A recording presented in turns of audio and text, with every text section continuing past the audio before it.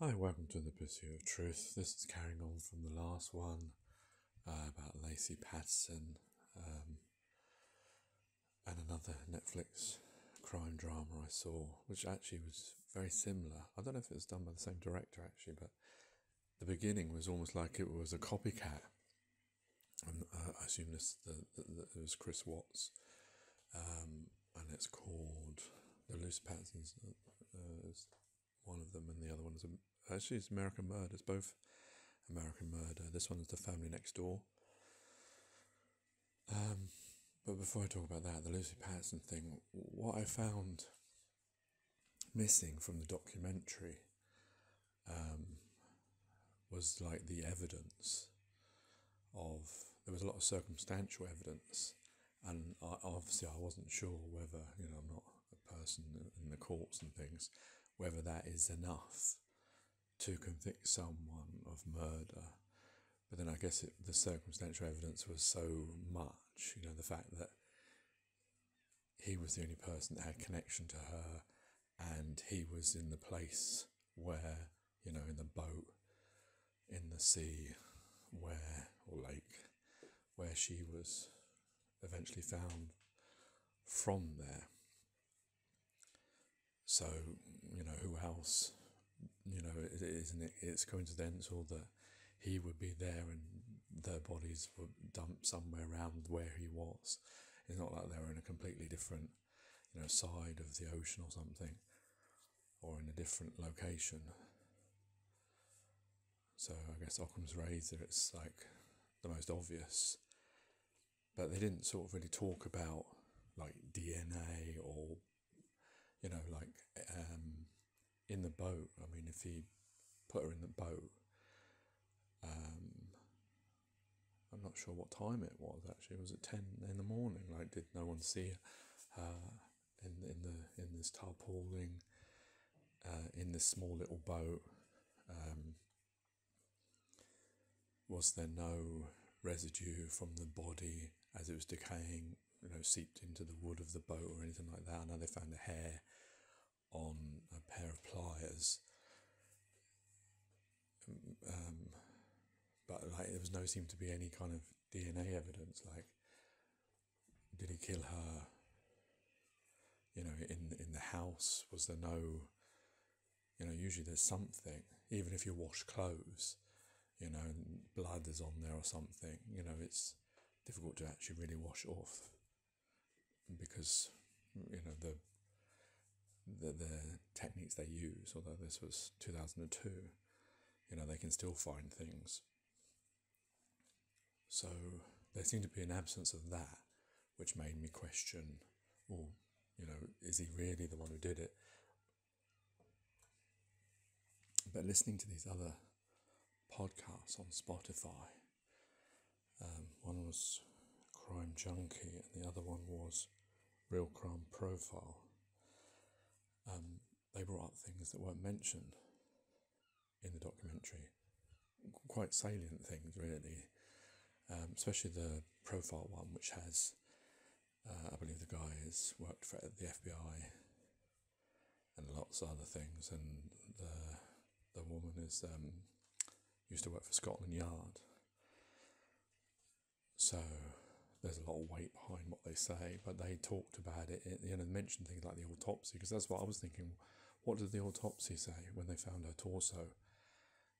What did it say? How was the baby disconnected from the mother? And they explained all that it was the pond life were eating the body, and that enabled the baby to escape.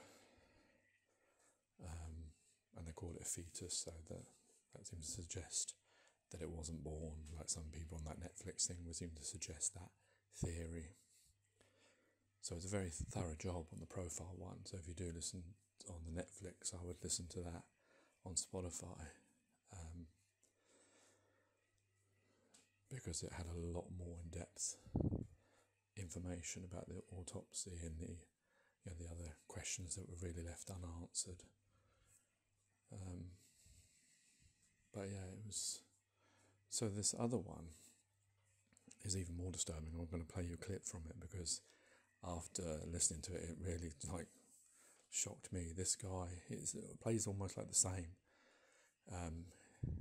He gets home, his wife's not there, his children are missing, he's got 2 children, and he acts almost the same as Scott Peterson in the way that he seems to be like not frantically looking for them. I mean, if it was me, because he's just sort of walking around the house, oh yeah, the blanket's here, or here's her phone, and he's quite matter of fact. I mean, if it was me, I'd be charging up the stairs, looking, for each room. I mean, when I think like, oh, where's Alina? I can't see her somewhere. I'm quick, looking, make sure she hasn't, run outside or something. She's 6 years old, she's autistic, and she's like managed to get out the gate twice. Now I've put a padlock on it, but that's how I am. When my wife hasn't come back from shopping for a long time, I'm thinking, where is she? And I'm starting to WhatsApp her to make sure, are you okay? Has anything happened? This guy's just sort of like wandering around the house. And his demeanour is same as the other guy, sort of very aloof.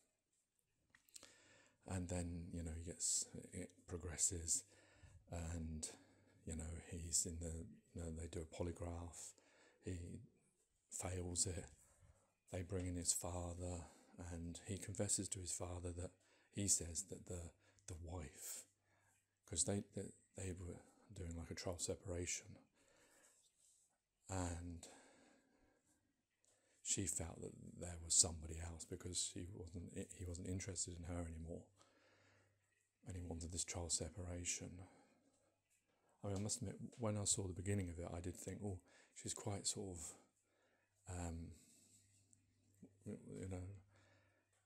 how's the word to put it?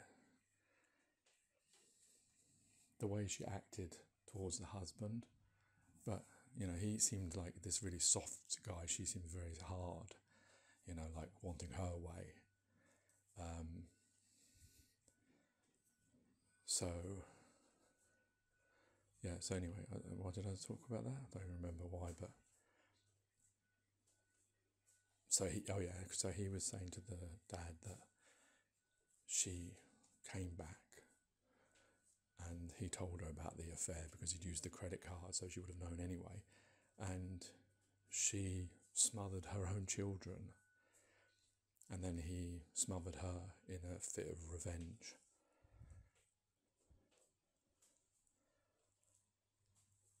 And,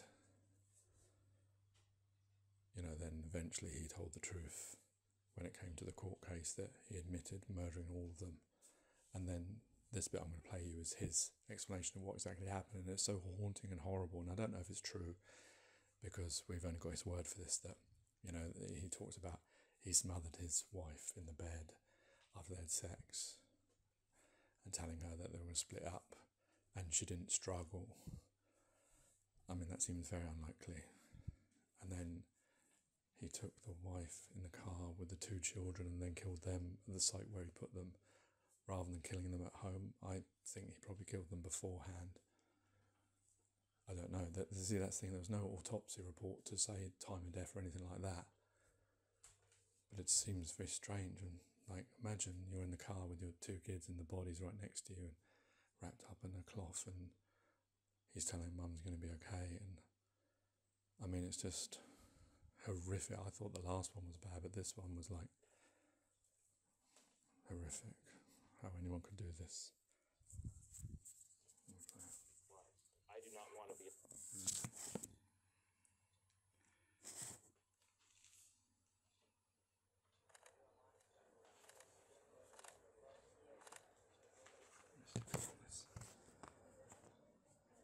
Good afternoon, everyone. For those of you who were not present in the courtroom today, I want to take a minute to summarize the nature of the proceedings on People versus Christopher Watts this afternoon. Mr. Watts entered a plea of guilty to all 9 counts. Those counts include murder in the first degree after deliberation as to Shanann Watts, murder in the first degree as to Bella Watts, murder in the first degree as to Celeste Watts, unlawful termination of a pregnancy as it relates to Nico Watts, and 3 counts of unlawful tampering with a deceased human body. As a result of his plea of guilty, he will not face the death penalty. Sandy said it very, very poignantly to me. He made the choice to take those lives. I do not want to be in a position of making the choice to take his. February the 18th, 2019. The last thing we talked about was where the girls were, but we never really got to talk about that night.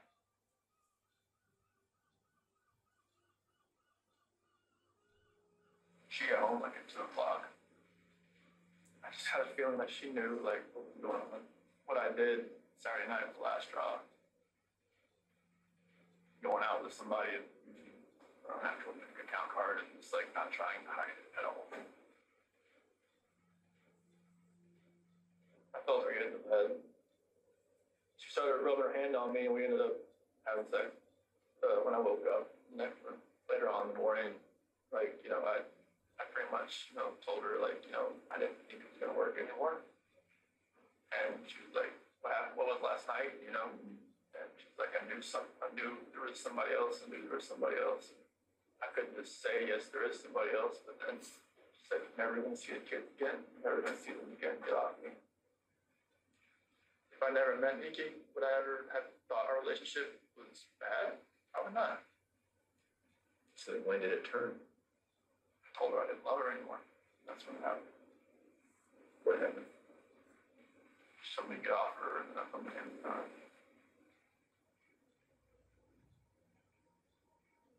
I don't even want to say it, I felt like I had to. I just felt like there was already something in my mind that was implanted that I was going to do it, and I woke up that morning and it was going to happen, and I had no control of it. Why couldn't I just let go? What was she doing? Right?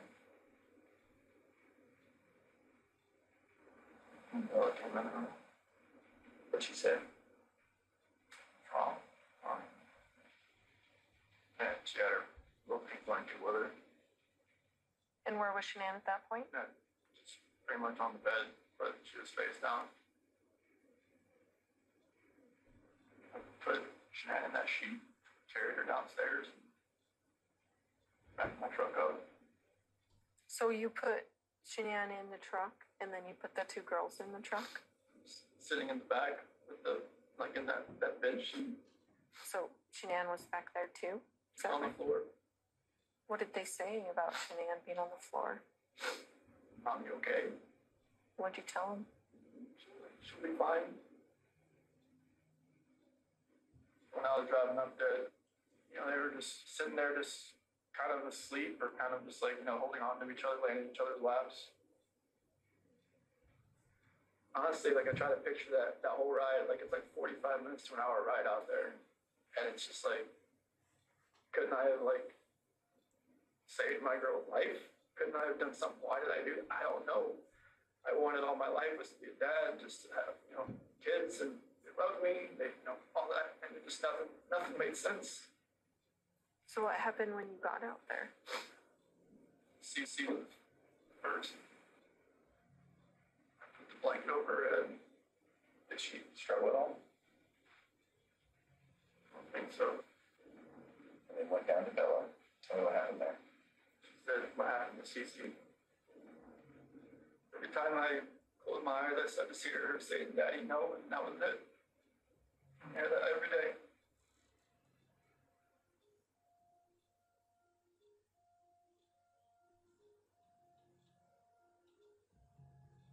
After he disposed of their bodies, he made several phone calls. One was to the school, telling the school that they were being unenrolled. He contacted a realtor to start discussing the selling of his house, and he texted with his girlfriend about their future. None of this answers the questions of why, however.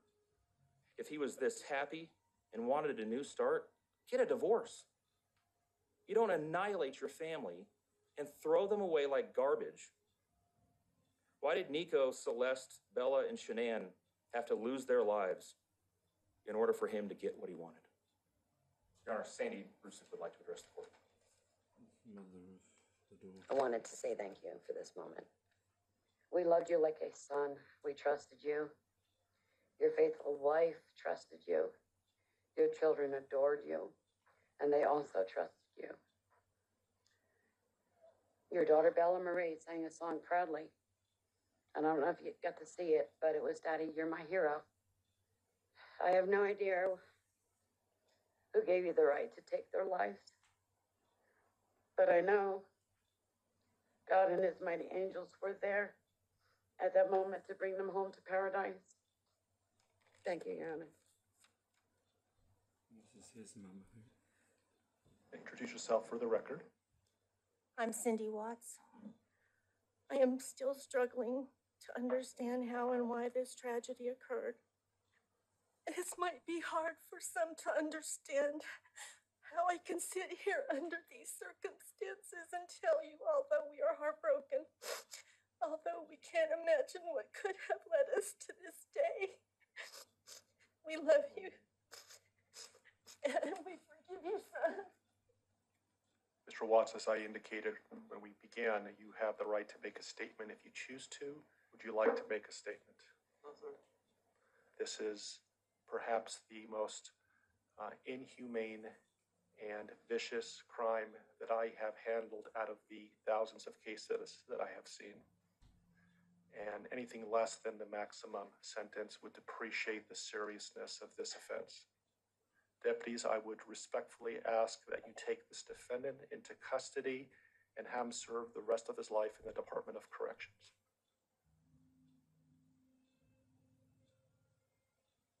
A dramatic showdown in court today as a Colorado man received 3 life sentences for murdering his pregnant wife and 2 daughters in a case that shocked the nation. My daughter, even though she was pregnant, is a fighter. I still say he did this while she was sleeping because he would not look the way he looks right now if she was up. Shanann. What I can tell you most affirmatively today is the spotlight that he tried to shine on Shanann falsely, incorrectly, and frankly a flat out lie has been corrected. The spotlight shines directly where it belongs, on him.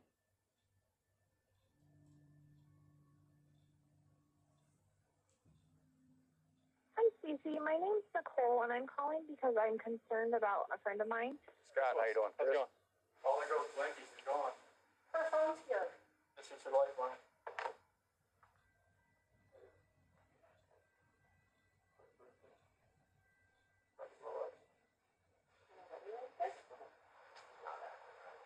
No. She's pregnant as well. Shanann, Bella, Celeste, if you're out there, just come back. I need to see everybody again. This house is not complete without anybody here. Let him plead to come back even though he murdered them. I can say at the end of the day, I've done everything in my heart and my soul that I could do to make my family's life better and to give my family what they deserve. You guys are so silly. Okay, let's go to school. Because of my health challenges, because I got so sick, I let him in. He only knew me at that time. He knew me at my worst, and he accepted me. We're not promised tomorrow, you know? We're not promised anything. Oh my goodness. But to be able to enjoy our children and every crazy moment. I love you, girl. I got the baby a hug. You want to give the baby a hug? It can be super crazy, but I love them. And that was Shanann. And then it said in America 3 women are killed by their current or ex-partner every day. Parents who murder their children and partners are most often men. This crime is virtually always premeditated.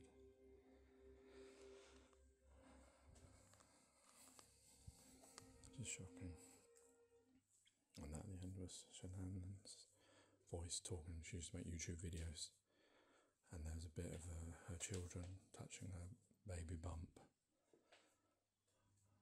How could anyone do that? It's just beyond. But these are 2 cases that almost run similar. Man finds a new person and then kills his family rather than leaving them. Shocking. Take care, take it easy. God bless and peace.